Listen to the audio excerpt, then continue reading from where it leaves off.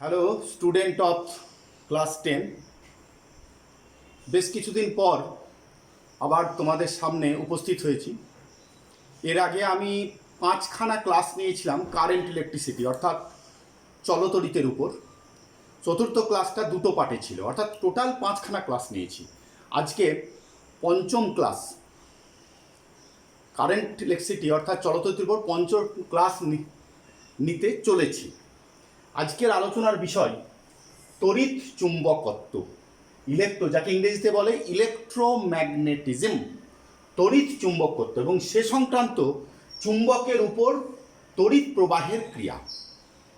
এইটা আলোচনা করার আগে তোমাদেরকে জানতে হবে চুম্বক। তোমরা ক্লাস 5-এ পড়েছো চুম্বক, ক্লাস 8-এ পড়েছো চুম্বক, ফলে ম্যাগনেট অর্থাৎ চুম্বকের সম্বন্ধে তোমাদের আইডিয়া আছে। আমি একটা চুম্বক বার ম্যাগনেট আঁকছি।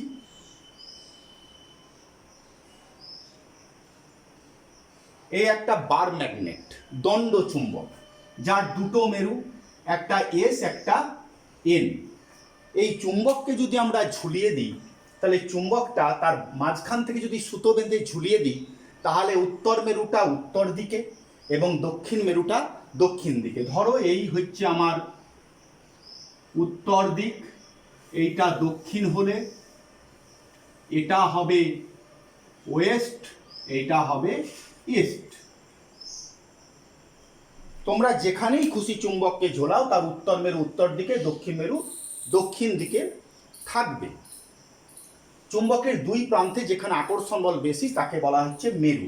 এটা দণ্ড চুম্বক। আরও এক রকমের চুম্বক পাওয়া যায় যাকে বলা হয় হর্সু ম্যাগনেট, ইউ শেপ ম্যাগনেট।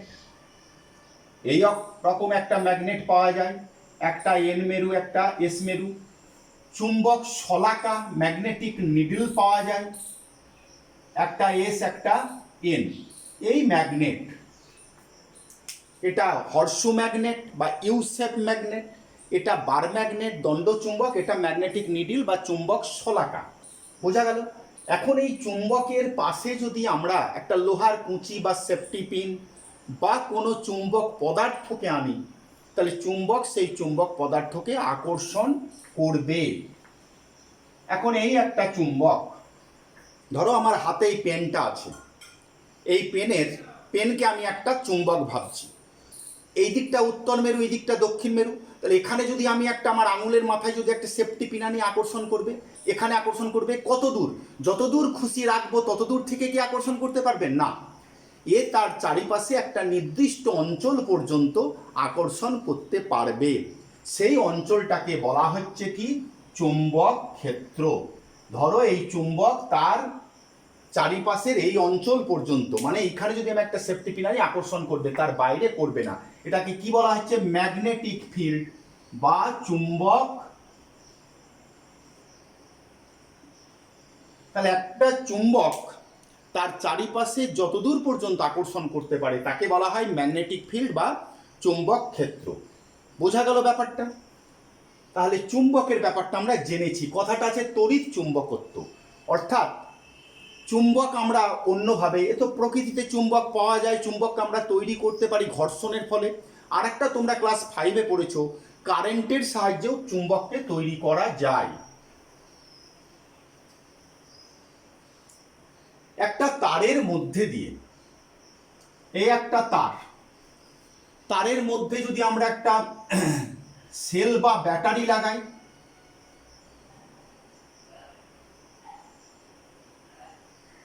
এই সেলটার সম্বন্ধে তোমরা সবাই এই সেলটাকে চেনো। এটা কি সেল? Dry sell. বাজারে পাওয়া যায়, এভারিডি কোম্পানি আছে, নিপো কোম্পানি। এখানে এটা প্লাস সাইড, এটা মাইনাস সাইডের গায়ে কত ভোল্ট লেখা থাকে? 1.5 ভোল্ট। এটা তোমরা পড়েছো। এখন এই তারটাকে যদি আমরা কানেক্ট করি, তাহলে প্লাস থেকে কারেন্ট বার হবে, মাইনাসে গিয়ে ঢুকবে। ক্লিয়ার? এই তারের মধ্যে দিয়ে কারেন্ট গেলে তারটাও তার চারিপাশে একটা চুম্বক ক্ষেত্র তৈরি করে। কি বললাম? চুম্বক, একটা দণ্ড চুম্বক যেমন তার চারিপাশে চুম্বক ক্ষেত্র তৈরি করে, তেমনি একটা তারের মধ্যে দিয়ে যদি কারেন্ট যায়, তড়িৎ প্রবাহিত হয়, তাহলে তার চারিপাশে একটা চুম্বক ক্ষেত্র তৈরি হবে। এই যে চুম্বক ক্ষেত্র তৈরি হবে, এটা আমরা কবে জানলাম?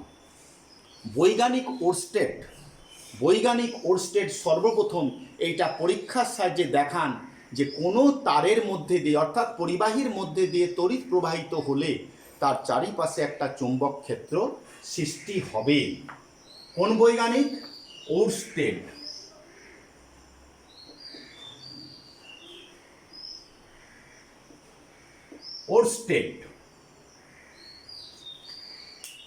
Scientist Oersted. তাহলে একটা কোশ্চেন আমরা এখান থেকে পাচ্ছি, তো কোনো পরিবাহীর মধ্যে দিয়ে তড়িৎ প্রবাহিত হলে তার চারিপাশে যে চৌম্বক ক্ষেত্র সৃষ্টি হয়, এই সিদ্ধান্তটা প্রথম কে নেন? কোন বৈজ্ঞানিক? তাহলে আমরা তার নাম বলতে পারবো ওরস্টেড। ঠিক আছে, তাহলে চৌম্বক ক্ষেত্র যদি সৃষ্টি হয়, আমরা আগেই বলেছি এই একটা চুম্বক বার ম্যাগনেট, এখন এই চারিপাশে একটা চুম্বক ক্ষেত্র তৈরি হয়েছে। এখন এইখানে যদি আমরা কোন একটি চুম্বকের উত্তর মেরু আনি, ধরো এই একটা চুম্বক, শলাকা চুম্বক, এটা এন মেরুয়ের, এটা এস। যদি আমরা এই মেরুটাকে আনি, তাহলে এই এন কে কি করবে? বিকর্ষণ করবে, অর্থাৎ এই চুম্বকটাকে ধরে আছি, এটা বিক্ষিপ্ত হবে, এই উত্তর মেরুর বিক্ষেপ ঘটবে। অর্থাৎ চুম্বক ক্ষেত্রের মধ্যে অন্য কোনো চুম্বকের উত্তর মেরুর বা দক্ষিণ মেরু আনলে তার বিক্ষেপ ঘটে। তাহলে দণ্ড চুম্বকের পাশে যদি অন্য চুম্বক আনলে বিক্ষেপ ঘটে, তাহলে একটা তারের মধ্যে দিয়ে কারেন্ট গেলে তার চারিপাশে যেহেতু চুম্বক ক্ষেত্র তৈরি হচ্ছে, তাহলে এর কাছাকাছি যদি কোনো চুম্বক, এইরকম যদি কোনো সূচি চুম্বক আনি, তাহলে সেটার বিক্ষেপ হবে। সেই বিক্ষেপ কেমন হবে সে সংক্রান্ত ওরস্টেড একটা পরীক্ষা করেন। ওরস্টেডের পরীক্ষা, এক্সপেরিমেন্ট অফ ওরস্টেড। আমাদের এবার আলোচনার বিষয় কি? ওরস্টেডের পরীক্ষা। ওরস্টেড বললেন যে কোনো তারের মধ্যে দিয়ে তড়িৎ প্রবাহিত হলে তার চারিপাশে একটা চৌম্বক ক্ষেত্র সৃষ্টি হবে। অর্থাৎ চৌম্বক ক্ষেত্র সৃষ্টি হওয়ার মানেই তার পাশে যদি আমরা কাছাকাছি অন্য কোনো একটা চুম্বককে নিয়ে আসি, তার উত্তর মেরু বা দক্ষিণ মেরু, তাহলে সেই মেরুর বিক্ষেপ ঘটবে। এবার বিক্ষেপটা কোন দিকে হবে, কেমনভাবে হবে, সেই পরীক্ষাটা ওরস্টেড করেন। আমরা আলোচনা করব ওরস্টেডের পরীক্ষা। তাহলে ওরস্টেডের পরীক্ষাটা কেমন? আমি আগেই বলেছি এই দিকটা হচ্ছে আমার ওয়েস্ট, এই দিকটা ইস্ট, এই দিকটা নর্থ, এই দিকটা সাউথ। বোর্ডে তোমরা যেখানে যে ঘরে থাকবে বা যেখানে থাকবে সেখানে তোমরা তোমাদের উত্তর দক্ষিণ যে দিক সেই অনুযায়ী ধরে নেবে, কোনো অসুবিধা নেই। এখন এই একটা চুম্বক নিডল, ম্যাগনেটিক নিডল বা চুম্বক শলাকা একটা স্ট্যান্ডের উপর আটকানো আছে। এটা এস মেরু, এটা এন মেরু, বাধাহীনভাবে ঘুরতে পারে। ঝুলিয়ে দিলে কোন দিকে থাকবে? এন মেরুটা এন উত্তর দিকে আর এস মেরুটা দক্ষিণ দিকে, নর্থ সাউথ। এবার এর উপরে আমি একটা তার রেখেছি, তারে কারেন্ট কোন দিকে যাচ্ছে? তারে কারেন্ট যাচ্ছে দক্ষিণ থেকে উত্তর। ভালো করে বোঝো, তারটা কিভাবে রাখা আছে? চুম্বক শলাকার অক্ষের সঙ্গে সমান্তরাল। নিচেরটা চুম্বক, নিচেরটা চুম্বক, উপরেরটা তার। কিভাবে রাখা আছে? দুটোকে সমান্তরালে। তারটা কোথায় আছে? উপরে। ওরস্টেড বললেন, পরীক্ষা করতে গিয়ে দেখলেন যে যেই কারেন্ট যতক্ষণ না যাচ্ছে চুম্বকটা নড়াচড়া নেই। যেই কারেন্ট পাঠাবো চুম্বকটার উত্তর মেরু সঙ্গে সঙ্গে কোন দিকে বিক্ষেপ হবে? পশ্চিম দিকে। কোন দিকে বিক্ষেপ হবে? পশ্চিম দিকে, ওয়েস্ট। তাহলে তারের নিচে চুম্বক, উপরে তার, তড়িৎ প্রবাহিত হলেই চুম্বকের উত্তর মেরুর বিক্ষেপ হবে পশ্চিম দিকে। এখন কারেন্টটা যদি উল্টো করে দিই, ধরো চুম্বকটা এইভাবে রেখেছি,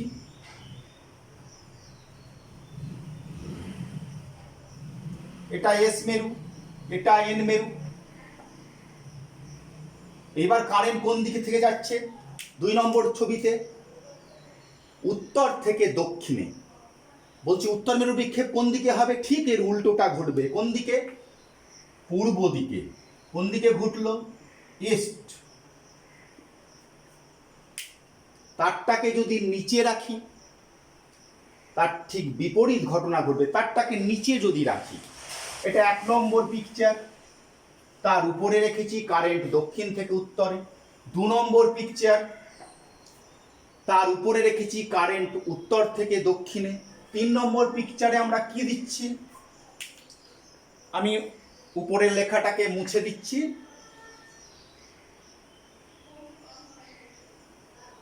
আমরা ওরস্টেডের পরীক্ষা আলোচনা করছি। 3 নম্বর ছবিটা আমি উপরে চেষ্টা করছি আঁকা, দেখো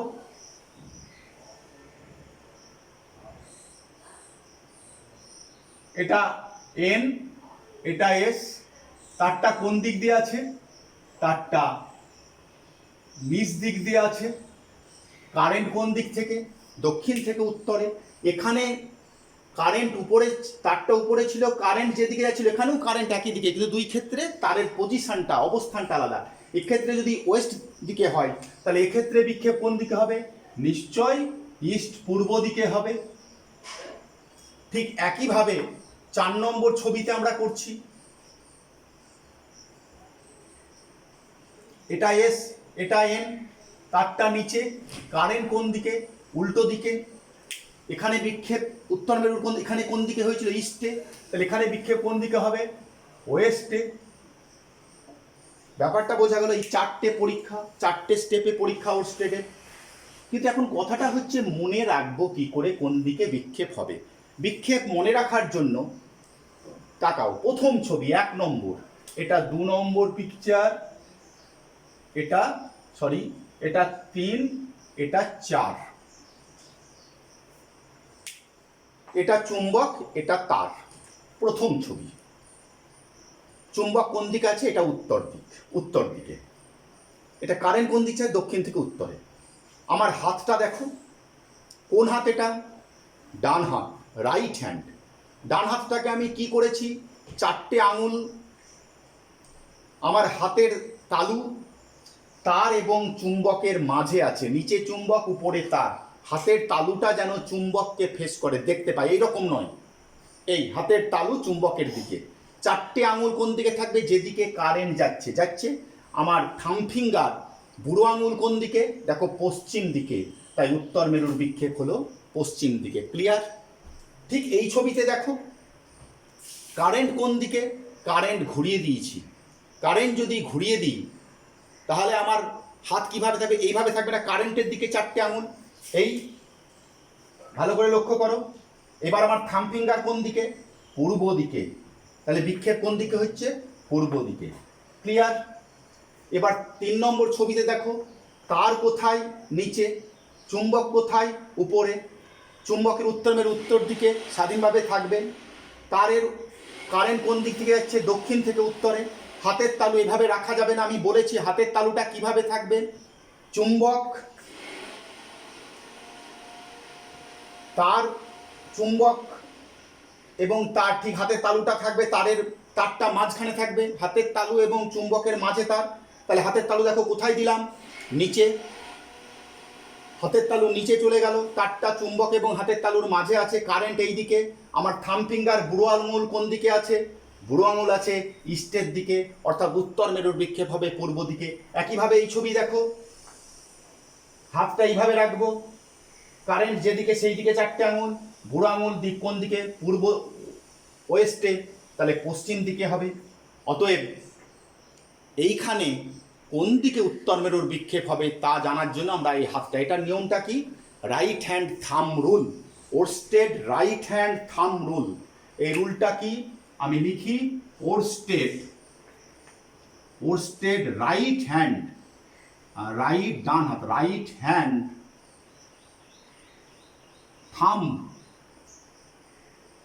থাম্ব রুল। বাংলায় বলা হচ্ছে দক্ষিণ হস্ত বৃদ্ধাঙ্গুষ্ঠী নিয়ম। দক্ষিণ হস্ত, রাইট হ্যান্ড মানে দক্ষিণ হস্ত, থাম মানে বৃদ্ধাঙ্গুষ্ঠী নিয়ম, ওরস্টেডের দক্ষিণ হস্ত বৃদ্ধাঙ্গুষ্ঠী নিয়ম।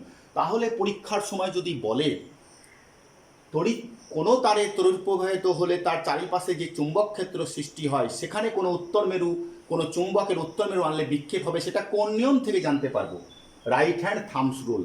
আর একটা নিয়ম আছে অ্যাম্পিয়ারের সুইমিং রুল। 2 নম্বর কি, অ্যাম্পিয়ার্স সুইমিং।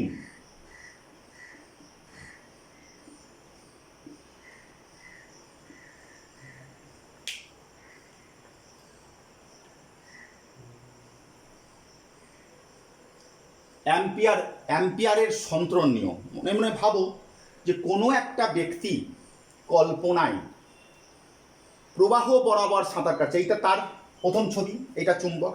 কোনো এক ব্যক্তি কল্পনায় প্রবাহ, এমনি তো সাঁতার কাটতে পারবে না এখানে জল ছাড়া, এখানে কল্পনায় সাঁতার কাটছে কোন দিকে, তড়িৎবাহী তারের কারেন্ট যেদিকে আছে সেই দিকে সাঁতার কাটবে এবং তার মুখ যেন সবসময় চুম্বকটাকে দেখতে পায়। তাহলে সাঁতার এইভাবে কাটবে, দেখো একজন লোক সাঁতার কাটছে তারের উপর দিয়ে, তার মুখ নিচের দিকে, মানে আমি যদি সাঁতার কাটি আমি এইভাবে সাঁতার কাটবো হাত ছড়িয়ে দিয়ে, তাহলে সাঁতার কাটলে আমি চুম্বকটাকে দেখতে পাচ্ছি। আমার বাঁ হাত কোন দিকে থাকছে, দেখো পশ্চিম দিকে, অতএব উত্তর মেরুর বিক্ষেপ পশ্চিম দিকে হবে।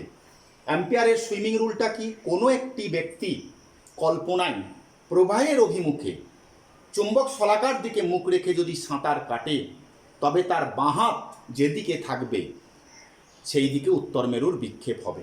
তোমরা সাঁতার এইখানে দেখো, সাঁতারটা কোন দিকে কাটবে, কারেন্ট উল্টে গেছে, এই দিকে সাঁতার কাটবে, বাঁ হাত কোন দিকে থাকবে, পূর্ব দিকে থাকবে। ঠিক এইখানের ক্ষেত্রে তোমরা বলবে সাঁতার কি করে কাটবে, তার নিচে কিভাবে সাঁতার কাটলে ভাবো যে সাঁতার কাটাও হবে কারেন্টের দিকে, আবার চুম্বকটাকে দেখতে পাবে। মরা সাঁতার মানে চিৎ সাঁতার, তুমি এইখানে চিৎ সাঁতার অর্থাৎ মরা সাঁতার কাটো, তোমার বাঁ হাত দেখো পূর্ব দিকে থাকবে, অতএব বিক্ষেপ সেইভাবে হবে। এখানেও মরা সাঁতার বা চিৎ সাঁতার। তাহলে বোঝা গেল পরীক্ষার কোশ্চেন অনুযায়ী কী হবে। ওরস্টেডের পরীক্ষার সাহায্যে আমরা কি জানতে পারলাম, ওরস্টেডের পরীক্ষার সাহায্যে জানা গেল কোনো তারে তড়িৎ প্রবাহিত হলে তার চারিপাশে একটি চুম্বক ক্ষেত্র সৃষ্টি হয় এবং সেই ক্ষেত্রের মধ্যে কোনো চুম্বক আনলে তার উত্তর মেরু বিক্ষেপ কোন দিকে হবে সেটা আমরা জানতে পারি।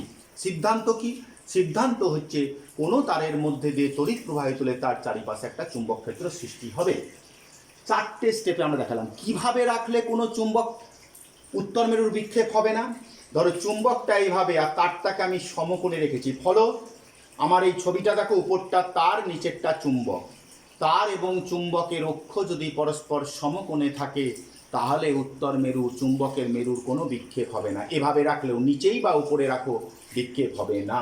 পরীক্ষায় প্রশ্ন থাকবে যে একটি চুম্বককে স্বাধীনভাবে রাখা আছে, তার উত্তর দক্ষিণ মুখ করে মেরুটা আছে, এখন তারের উপর দিয়ে চুম্বকের উপর দিয়ে একটি তারে রাখা হলো, তারে তড়িৎ প্রবাহ দক্ষিণ থেকে উত্তরে যাচ্ছে, তাহলে উত্তর মেরুর বিক্ষেপ কোন দিকে হবে, তোমরা বলবো উত্তর মেরুর বিক্ষেপ কোন দিকে, পশ্চিম দিকে। যদি পরীক্ষা থাকে দক্ষিণ মেরুর বিক্ষেপ কোন দিকে হবে, অবশ্যই দক্ষিণ মেরু বিক্ষেপ হবে পূর্ব দিকে। উত্তর মেরু যেদিকে হবে দক্ষিণ মেরু তার উল্টো দিকে। এটা যদি চুম্বক হয়, এই যদি এই উত্তর মেরুটা যদি পশ্চিম দিকে হয়, দক্ষিণ মেরুটা কোন দিকে হলো, পূর্ব দিকে।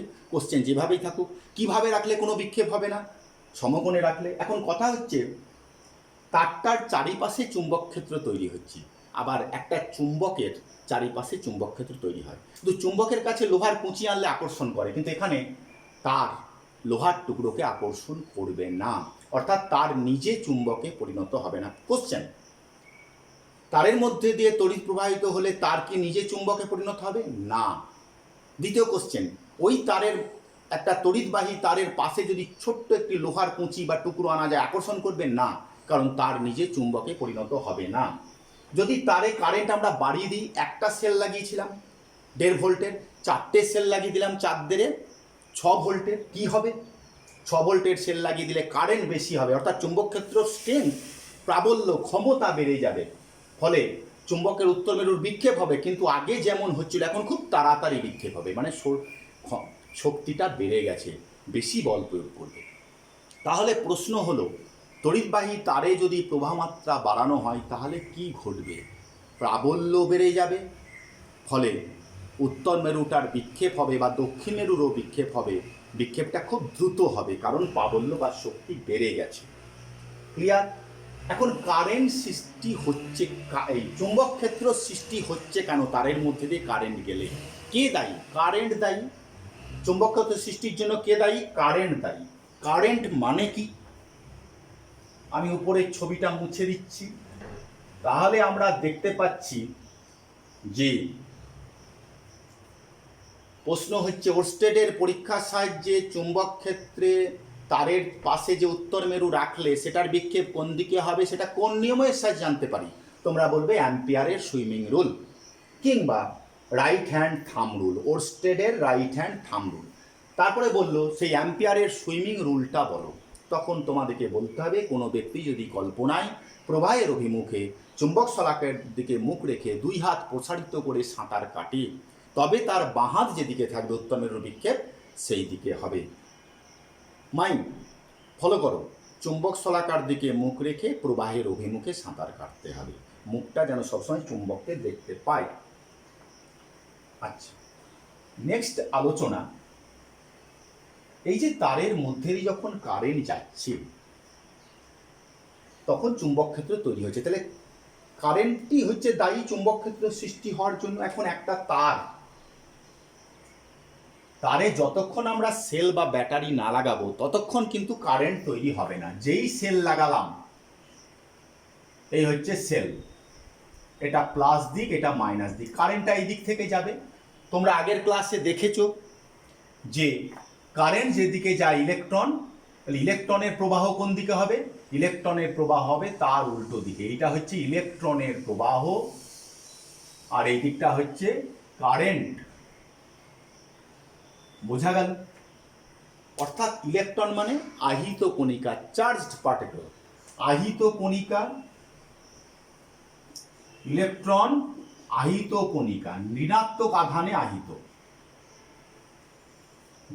যেই ব্যাটারি লাগাবো বা সেল লাগাবো সঙ্গে সঙ্গে ইলেকট্রনগুলো একটা নির্দিষ্ট দিকে ফ্লো হবে। ইলেকট্রনগুলো একটা নির্দিষ্ট দিকে প্রবাহিত হয় বলেই আমরা কারেন্ট পাই। অর্থাৎ চৌম্বক ক্ষেত্র সৃষ্টির জন্য দায়ী চলমান আহিত কণা, মুভিং চার্জ পার্টিকেল। যদি স্থির আধান থাকে তাহলে কোনো চৌম্বক ক্ষেত্র তৈরি হবে না। তোমরা জানো স্থির আধান থাকলে তড়িৎ ক্ষেত্র তৈরি হবে, কিন্তু চলমান আধানের জন্য চৌম্বক ক্ষেত্র তৈরি হয়। তাহলে প্রশ্ন হতে পারে চৌম্বক ক্ষেত্র সৃষ্টির জন্য দায়ী স্থির আধান, চলমান আধান, দুটোই।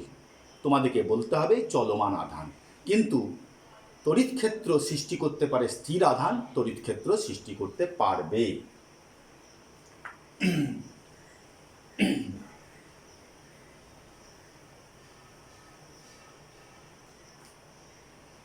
এখন এই তার, যে তারটাকে আমরা নিয়েছি ওই তারটা আমি এখানে আঁকছি। এই তারটাকে কিভাবে রেখেছি ভালো করে দেখো।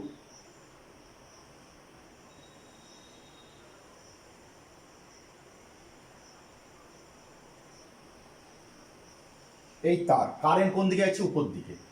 তোমরা বলতে পারো তারটাকে কিভাবে রাখা হলো? এই একটা তল, মাঝখানে ফুটো করেছি, করে তারটাকে এইভাবে ফুটো দিয়ে ঢুকিয়ে দিয়েছি। ক্লিয়ার? এইটা তল। এর উপরে এবার কি দিলাম? কিছু লোহার কুঁচি ছিটিয়ে দিলাম। লোহার কুঁচি ছিটিয়ে দিয়ে আস্তে আস্তে আস্তে আস্তে টোকা দিতে লাগলাম। কি হবে? যেই টোকা দেবে সঙ্গে সঙ্গে লোহার কুচিগুলো ঠিক এইভাবে বৃত্তাকারে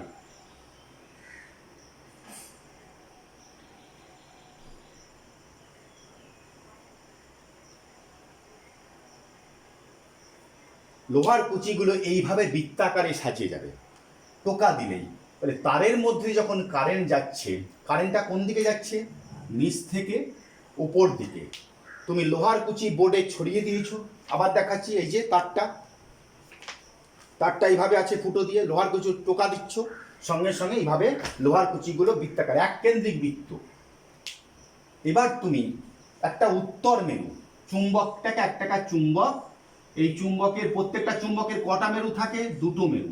একটা চুম্বকের একটা উত্তর মেরুকে কি আলাদা করা যায়? না। 5-এ পড়েছো বা 8-এ পড়েছো, উত্তর এবং দক্ষিণ মেরু আলাদা করা যায়। কল্পনা করলাম একটা উত্তর মেরুকে এখানে রেখেছি, যেই উত্তর মেরুকে এখানে রাখবো সঙ্গে সঙ্গে উত্তর মেরুটা কোন দিকে যাবে? এই দিক দিয়ে চলাচল করবে, এই পথে। যদি এইখানে রাখি তাহলে এই পথে। ব্যাপারটা কি দাঁড়ালো? এই যে লাইনগুলো পেলাম, এই লাইনগুলোকে বলা হচ্ছে বলরেখা, চুম্বক বলরেখা।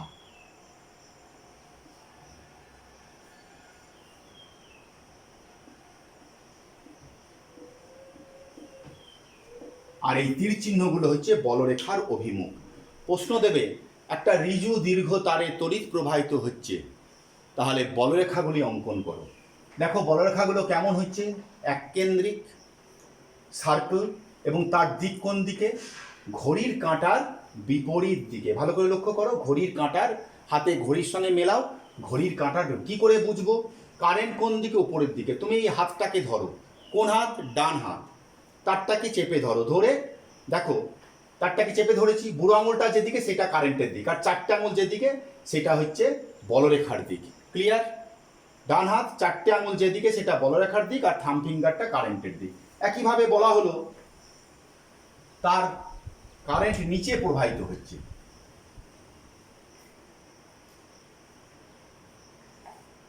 এই একটা তার নিলাম, আমি লাল কালি দিয়ে দেখাচ্ছি।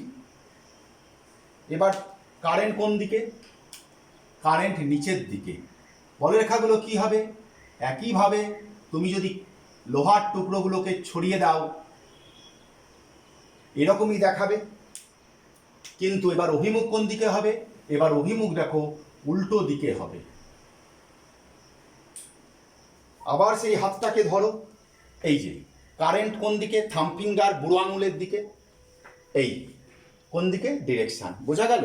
তাহলে পরীক্ষায় যদি কোশ্চেন থাকে যে তড়িৎবাহী তারে চারিপাশে যে বলরেখাগুলো তৈরি হয় সেই বলরেখাগুলো অঙ্কন করো এবং তার চিহ্ন। এই বলরেখাগুলোর দিক কোন দিকে হবে? এই বলরেখার যে কোনো জায়গায় যদি আমরা একটা বিচ্ছিন্ন উত্তর মেরুকে রাখি, সেই উত্তর মেরু ওই বরাবর গতিশীল থাকবে। বোঝা গেল ব্যাপারটা?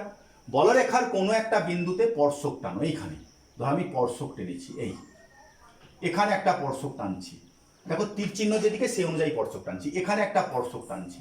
এই স্পর্শকগুলো কিসের? ক্ষেত্র প্রাবল্য, চুম্বক ক্ষেত্রের প্রাবল্যের দিক, প্রাবল্যের দিক নির্দেশ করে। তাহলে বলরেখার কোনো বিন্দুতে যদি আমরা স্পর্শক অঙ্কন করি সেই স্পর্শক ওই বিন্দুতে প্রাবল্যের দিক নির্দেশ করে। পরীক্ষায় প্রশ্ন থাকতে পারে যে বলরেখাগুলোর কোনো বিন্দুতে অঙ্কিত স্পর্শক কাকে নির্দেশ করে? ওই বিন্দুতে অঙ্কিত স্পর্শক প্রাবল্যের দিক, চৌম্বক ক্ষেত্র প্রাবল্যের দিক নির্দেশ করে, কারণ আমরা চৌম্বক ক্ষেত্র প্রাবল্য নিয়ে আলোচনা করছি। দুটো বলরেখা দেখো কখনোই পরস্পরকে ছেদ করছে না। ব্যাপারটা বোঝা গেল? আচ্ছা, তাহলে বলরেখা অঙ্কন আমরা করলাম। এইবার আবার বলরেখা আমরা অঙ্কন করব অন্য একটা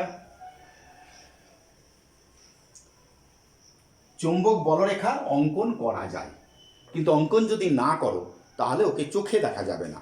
যে পথে একটা বিচ্ছিন্ন উত্তর মেরু যাতায়াত করতে পারবে সেই পথটাই হচ্ছে বলরেখা। পরের দেখো আমরা বলরেখা অঙ্কন করব একটা বৃত্তাকার কয়েল, সার্কুলার কয়েলের জন্য।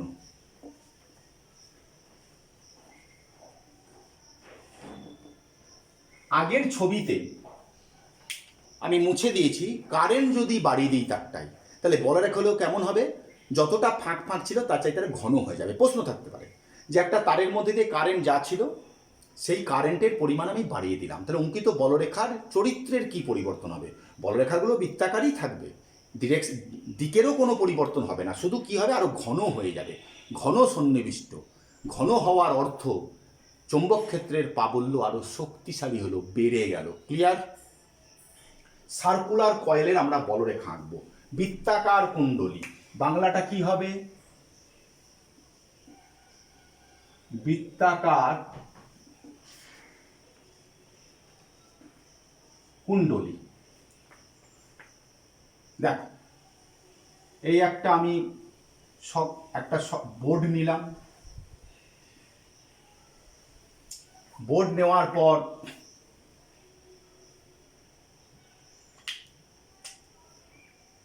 এই বৃত্তাকার কুণ্ডলী,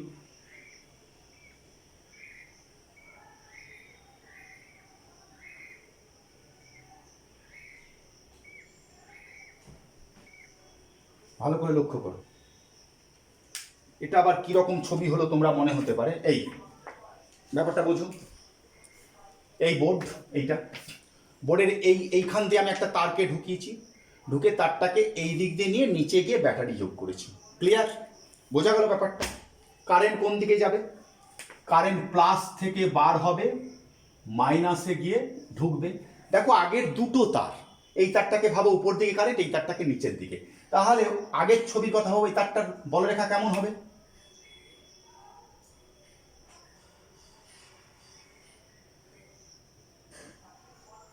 দেখো তীর চিহ্ন আমি এঁকে দিলাম, এই যে এখানেও বলরেখাগুলো কি হবে,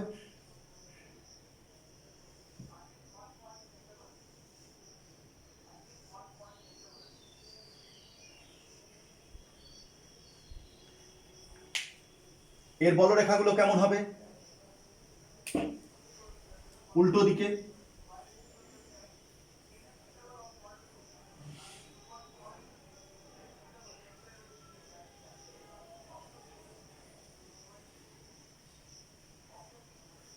লক্ষ্য করো দুটোর বলরেখা আমরা আগের দুটো ছবিকে পাশাপাশি করলে যা হয়, বলরেখাগুলো আমরা অঙ্কন করলাম। পরীক্ষায় এরকম আঁকতে দেবে, তোমাদেরকে এরকম বলরেখা আঁকতে হবে। কারেন্ট যদি তোমরা নিজেরা উল্টিয়ে দাও তাহলে এই বলরেখাগুলো উল্টো দিকে হবে, আর এই বলরেখা উল্টো, একই ব্যাপার। মাঝখানে দেখো বলরেখাগুলো প্রায় সমান্তরাল, অর্থাৎ মাঝের এই অঞ্চলে, মাঝ মানে বৃত্তাকার যে কুণ্ডলী, কুণ্ডলীটার ঠিক মিডিলে চৌম্বক ক্ষেত্রের প্রাবল্য হচ্ছে সবচাইতে বেশি।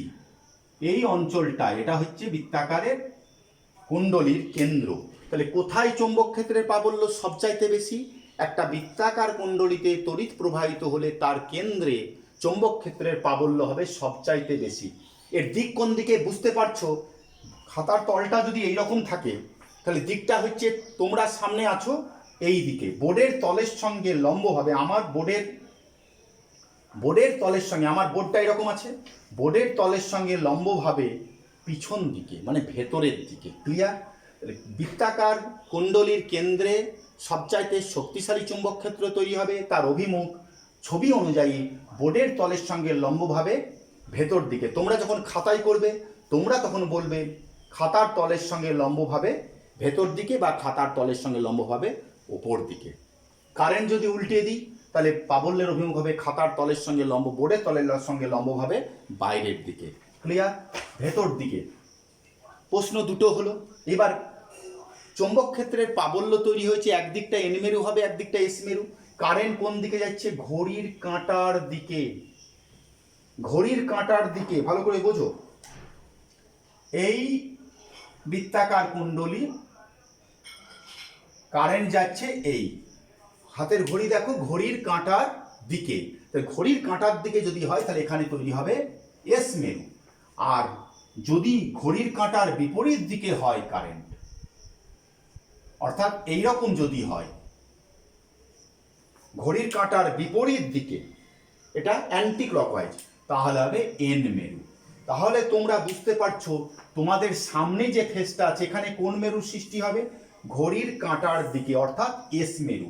আমি আগেই বলেছি বলরেখাগুলো আমি যদি চুম্বকের বলরেখা আঁকি, ফলো করো। এই একটা চুম্বক, চুম্বকের এটা এস, এটা এন, বলরেখাগুলো এই কোন মেরু থেকে বার হলো? এন মেরু থেকে। কোন মেরুতে ঢুকলো? এস মেরুতে। বলরেখা এস মেরুতে ঢোকে, এন মেরু থেকে বার হয়। এখানে তাহলে ঢুকছে, দেখো বলরেখাগুলো এই দিক থেকে ঢুকে যাচ্ছে, তাহলে সামনেটা অবশ্যই এস, বলরেখা ঢুকছে, আর ওই পাশটা কি হবে? এন। চেনার জন্য কি হবে? তুমি ওই ফেসে, ওই তলের দিকে মুখ রেখে যদি দেখা যায় প্রবাহ মাত্রা ঘড়ির কাঁটার বিপরীত দিকে তাহলে এন মেরু, আর যদি ঘড়ির কাঁটার দিকে হয় তাহলে এস মেরু। একটা প্রশ্ন হবে যে একটা কুণ্ডলীতে তড়িৎ প্রবাহ মাত্রা ঘড়ির কাঁটার বিপরীত দিকে যাচ্ছে, এটা ঘড়ির কাঁটার দিকে প্রবাহিত হচ্ছে, তাহলে সম্মুখ তলে কোন মেরু তৈরি হবে? তোমরা ঘড়ির কাঁটার দিকে যাচ্ছে, অতএব এস মেরু। যদি ঘড়ির কাঁটার বিপরীত দিক হয় তাহলে এর মেরু। এইটা এস হলে অপরটা এন, আর এস মেরুতে দেখো বলরেখাগুলো ঢুকছে। ক্লিয়ার? তাহলে আমরা এখান থেকে প্রশ্ন পেলাম কুণ্ডলীতে বলরেখা কিভাবে অঙ্কন হবে চুম্বকের বলরেখার মতো। এখন তারটায় যদি আমরা একটা পাক আছে, যদি আর একটা পাক দিয়ে দিই তাহলে চুম্বক ক্ষেত্রের প্রাবল্যটা কি হবে? আরো বেড়ে যাবে, শক্তি, বলরেখাগুলো আরো ঘন হয়ে যাবে, কেন্দ্রে আরো শক্তিশালী হবে। পাক যদি আরো বাড়ায়, একটা ব্যাটারির জায়গায় যদি দুটো ব্যাটারি দিই প্রাবল্য আরো বেড়ে যাবে, অর্থাৎ চুম্বক ক্ষেত্রের বলরেখাগুলো ঘন সন্নিবিষ্ট হবে। কোথায় প্রাবল্য সর্বাধিক? কেন্দ্রে।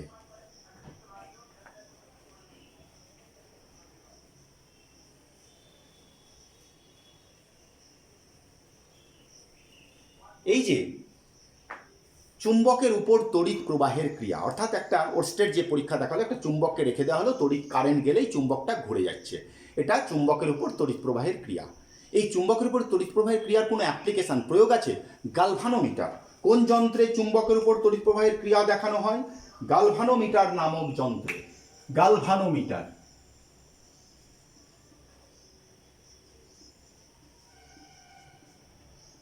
গালভানোমিটার চুম্বকের উপর তড়িৎ প্রবাহের ক্রিয়া ঘটে এমন একটি যন্ত্রের নাম করো, গালভানোমিটার। এই গালভানোমিটারটার উদ্দেশ্য কি, কি কাজ? গালভানোমিটার কোনো সার্কিট বা বর্তনীতে কারেন্ট আছে না নেই সেটা জানা যায়। যদি কারেন্ট থাকে গালভানোমিটারের কাঁটার বিক্ষেপ হবে, যদি কারেন্ট না থাকে তাহলে বিক্ষেপ হবে না।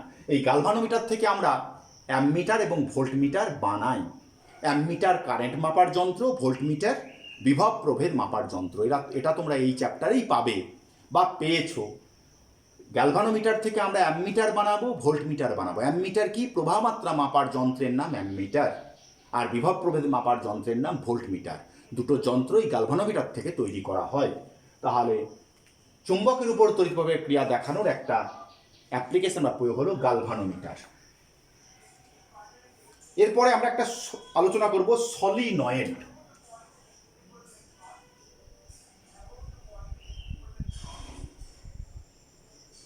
সলিনয়েড কি?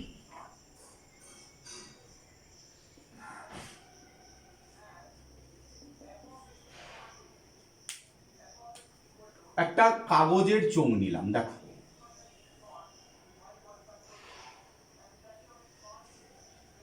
কাগজের চোঙ, তার উপরে একটা তামার তার, ইনসুলেটিং মানে ওই তারটায় কারেন্ট গেলে শক লাগবে না, ইনসুলেটিং মানে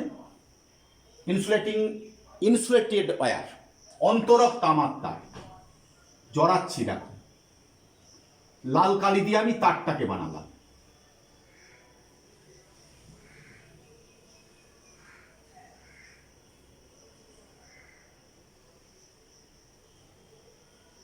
এখানে একটা ব্যাটারি লাগিয়ে দিয়েছি, সেল বা ব্যাটারি। এটা প্লাস, এটা মাইনাস। কারেন্ট এই দিক দিয়ে ঢুকছে, দেখো কারেন্ট কিভাবে যাচ্ছে।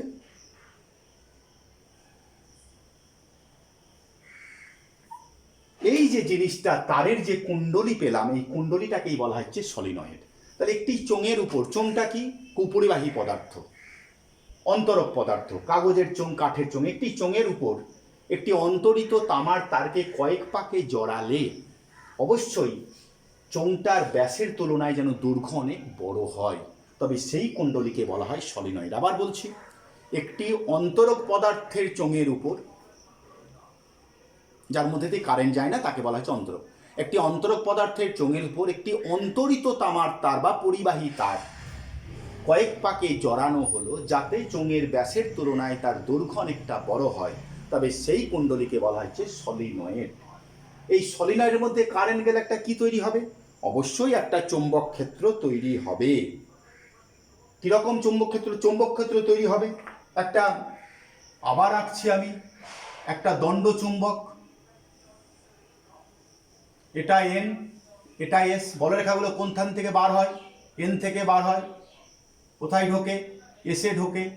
দিক,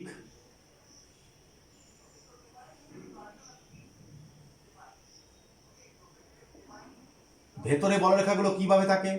ভেতরে বলরেখা দেখতেই পাচ্ছ, এন থেকে, ভেতরে বলরেখাগুলো এন থেকে এসের দিকে, বাইরে, সরি আমার একটু ভুল হলো, ভেতরে বলরেখাগুলো এই দিক দিয়ে বেরিয়ে কোন দিকে ঢুকবে? ভালো করে লক্ষ্য করো, এস থেকে এন এর দিকে, আর বাইরে এন থেকে এসের দিকে। ঠিক একইভাবে এখানে কোন মেরু সৃষ্টি হবে? ঘড়ির কাঁটা, এই দিকে তাকাও, লক্ষ্য করো ঘড়ির কাঁটার কোন দিক? এটা ঘড়ির কাঁটার বিপরীত দিক। তাহলে এখানে তৈরি হলো কি মেরু? এখানে তৈরি হলো এন মেরু, আর অবশ্যই এটাকে এস মেরু। কোন প্রান্তে কি মেরু সৃষ্টি হবে একটু আগে বললাম, যদি সেই প্রান্তে তাকানো হয় অক্ষ বরাবর সেই প্রান্তে চোখ রাখো। যদি প্রবাহমাত্রা ঘড়ির কাঁটার বিপরীত দিকে হয়, ঘড়ির কাঁটার বিপরীত দিকে হয় তাহলে উত্তর মেরু, আর যদি ঘড়ির কাঁটার দিকে হয় তাহলে দক্ষিণ মেরু। তাহলে একইভাবে এখানে যেমন বলরেখা তৈরি হচ্ছে, এখানেও তো এই বলরেখা তৈরি হবে। দেখো এন থেকে বার হবে,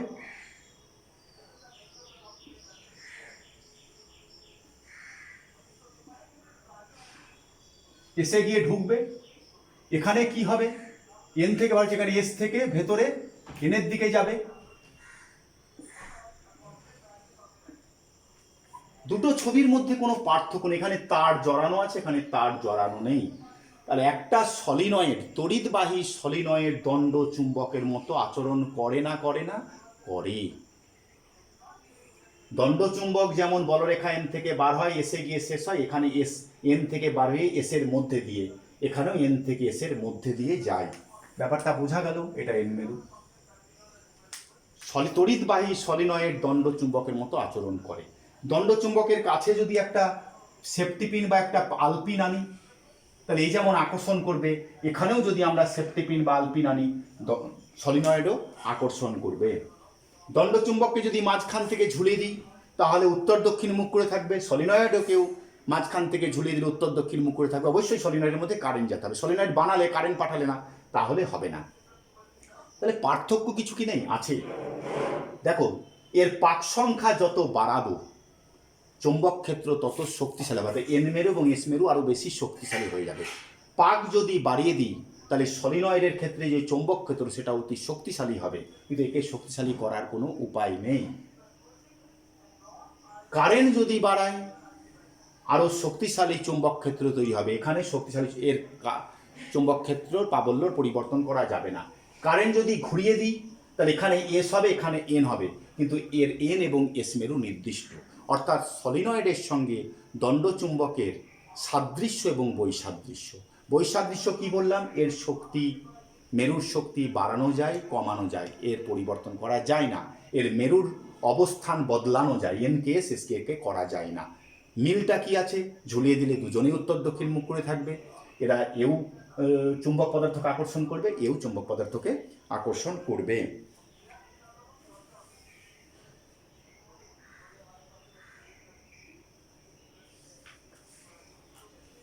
এখন প্রায় শেষের দিকে চলে এসেছি ক্লাস আমার। এই সলিনয়েডের মাঝখানে তোমরা দেখে নিয়েছো, আমি একটু মুছে দিচ্ছি। সলিনয়েডের মাঝখানে, আচ্ছা কালো কালিটা আমি লাল কালিতে দেখাচ্ছি, কালো।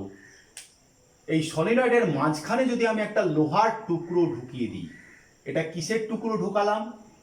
এই যে চোঙটা আছে, চোঙটার মধ্যে দিয়ে একটা লোহার টুকরো ঢুকিয়ে দিলাম, তাহলে যে চৌম্বক ক্ষেত্র ছিল তা আরও শক্তিশালী হয়ে যাবে।